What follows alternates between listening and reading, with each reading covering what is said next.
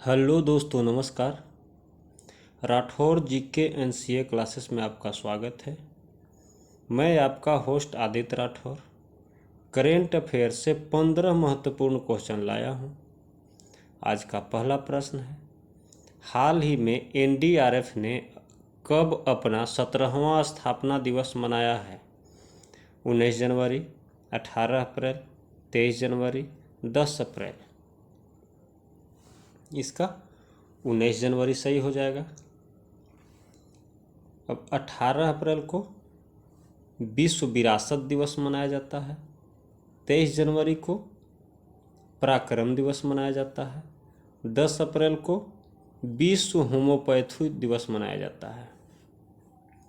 और यहाँ एक एनडीआरएफ आया है, तो इसका फुल फॉर्म होता है नेशनल डिजास्टर रिस्पॉन्स फोर्स। आज का अगला प्रश्न है, और दोस्तों अपने जीवन में एक लक्ष्य निर्धारित कीजिए और अपनी दृष्टि को हमेशा ही अपने लक्ष्य पे बनाए रखिए, तभी आपको जीवन में लक्ष्य की प्राप्ति होगी। आज का अगला प्रश्न है, हाल ही में किस खिलाड़ी पुरुष वर्ग में को फीफा सर्वश्रेष्ठ खिलाड़ी के रूप में चुना गया है? Lionel Messi, Cristiano Ronaldo, Robert Lewandowski, Neymar junior. इसका रॉबर्ट लेवांडोव्स्की हो जाएगा, जो 2021 के फीफा फुटबॉल पुरस्कार समारोह में ज्यूरिख, जो स्विट्जरलैंड में आयोजित किया गया था, स्पेन की मिडफील्डर एलेक्सिया पुटेलस और पोलैंड बायर्न म्यूनिख के स्ट्राइकर रॉबर्ट लेवांडोव्स्की को क्रमशः महिला और पुरुष फुटबॉल में सर्वश्रेष्ठ फीफा खिलाड़ियों से सम्मानित किया गया।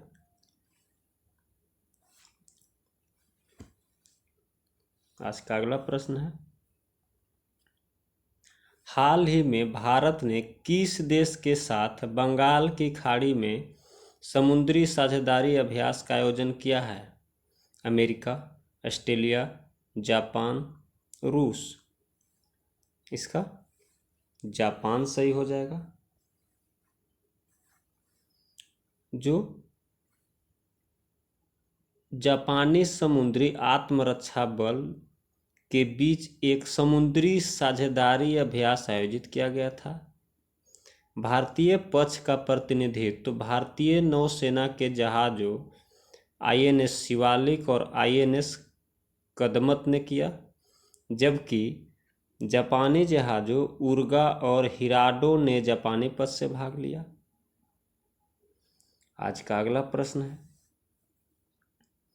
निम्नलिखित में से कौन सा देश एएफसी महिला फुटबॉल एशियाई कप 2022 की मेजबानी करेगा? भारत, चीन, श्रीलंका, बांग्लादेश। इसका भारत सही हो जाएगा, जिसमें 22 टीमें, टूर्नामेंट में 22 टीमें होंगी। एएफसी महिला एशियाई कप भारत भी ऑस्ट्रेलिया और न्यूजीलैंड में 2023 फीफा महिला विश्व कप के लिए एशियाई क्वालिफाई का अंतिम चरण होगा।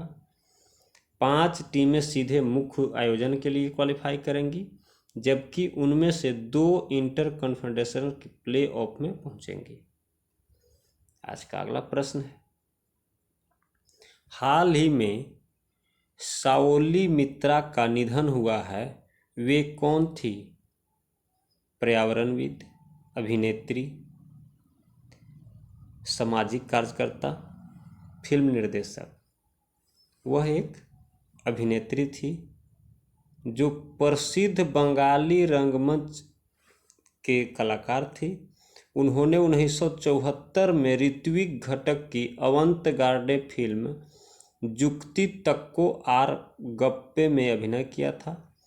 उन्होंने महाभारत का एक और रूपांतरण बेहद लोकप्रिय कथा अमृत समन, जिसका अर्थ होता है शब्द जो अमृत के समान हो, को लिखा, निर्देशित और अभिनय भी किया था।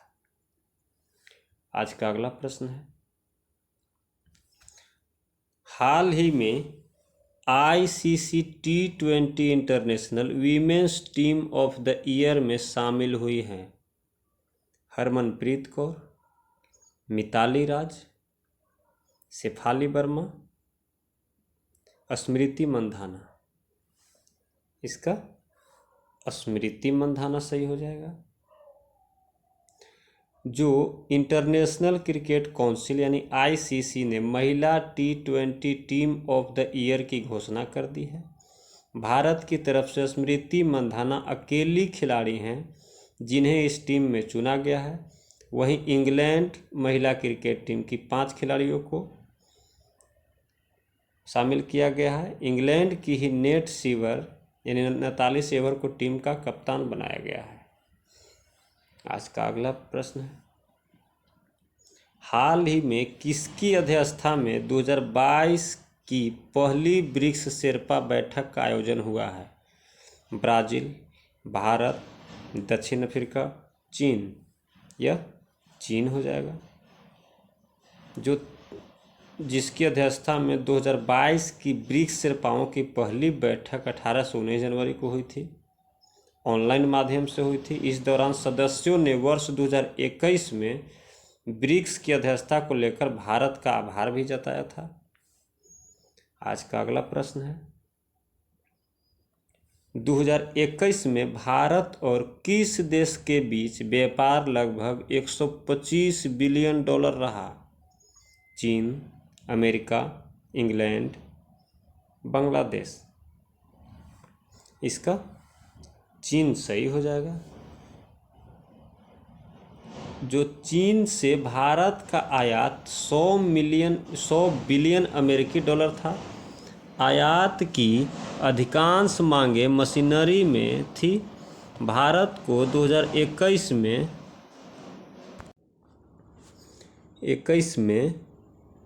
चीन के साथ 69.4 बिलियन डॉलर के व्यापार घाटे का सामना करना पड़ा। यह साल 2019 में सामना किए गए व्यापार घाटे से 22% अधिक था। आज का अगला प्रश्न है, किस देश की पहली ट्रांसजेंडर डॉक्टर बनकर सारा गिल ने इतिहास रच दिया है? बांग्लादेश, भूटान, पाकिस्तान, नेपाल। इसका पाकिस्तान सही हो जाएगा। जो वे पाकिस्तान में किन्नरों के लिए काम करने वाले एक गैर सरकारी संगठन से भी जुड़ी हैं। पाकिस्तान में हाल के वर्षों में ट्रांसजेंडर आबादी के सशक्तिकरण के कदम उठाए गए हैं। उनका ट्रांसजेंडर नागरिकों के रूप में पंजीयन शुरू किया गया है। आज का अगला प्रश्न है, भारत की हिंदुस्तान एरोनॉटिक्स लिमिटेड यानी HAL ने एडवांस लाइट हेलीकॉप्टर निम्न में से किस देश को बेचने का समझौता किया है? नेपाल, मॉरिशस, मालदीव, श्रीलंका। इसका मॉरिशस सही हो जाएगा।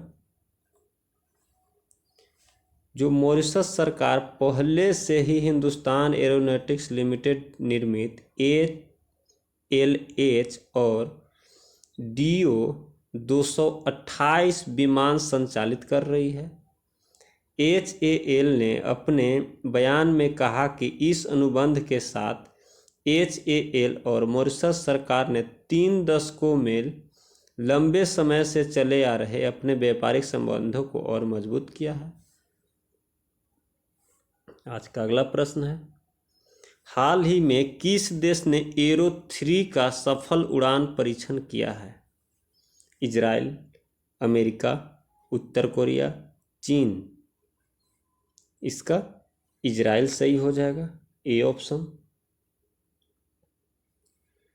जो इजराइल का एरोस्पेस इंडस्ट्री यानी IAA, इसे रक्षा मंत्रालय के मिसाइल रक्षा संगठन और अमेरिकी मिसाइल रक्षा एजेंसी के बीच एक संयुक्त परियोजना में विकसित किया गया था।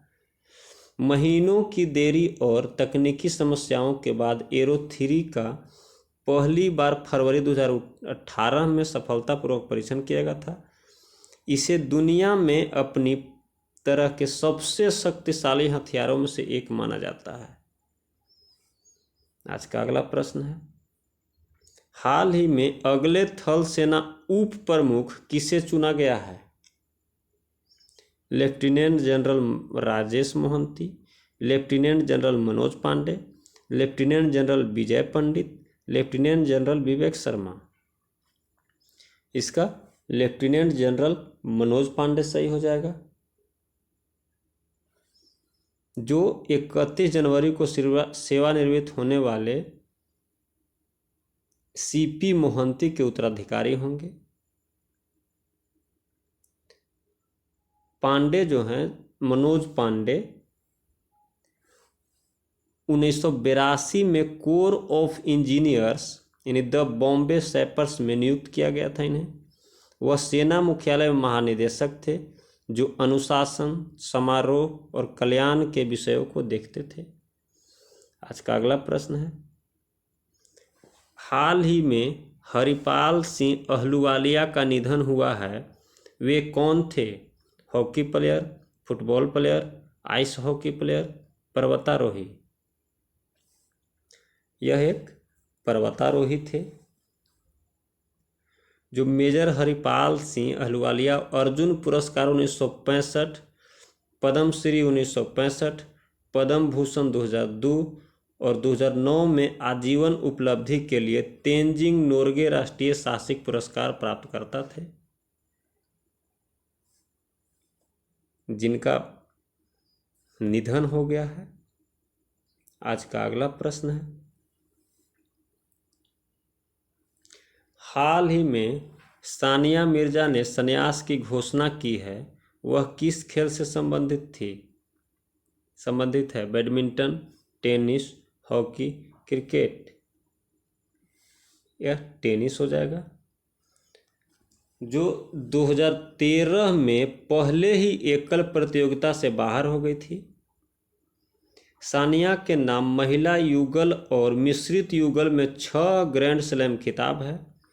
उनकी आखिरी हेडलाइन हथियाने वाली चीज़ 26 सितंबर 2021 को ओस्ट्रावा ओपन में महिला युगल में चीनी जोड़ीदार शुआई झांग के साथ हुई थी।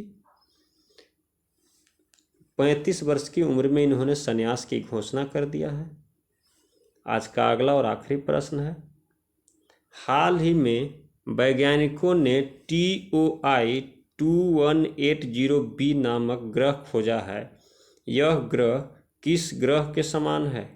मंगल, पृथ्वी, शनि, बृहस्पति। यह बृहस्पति के समान है।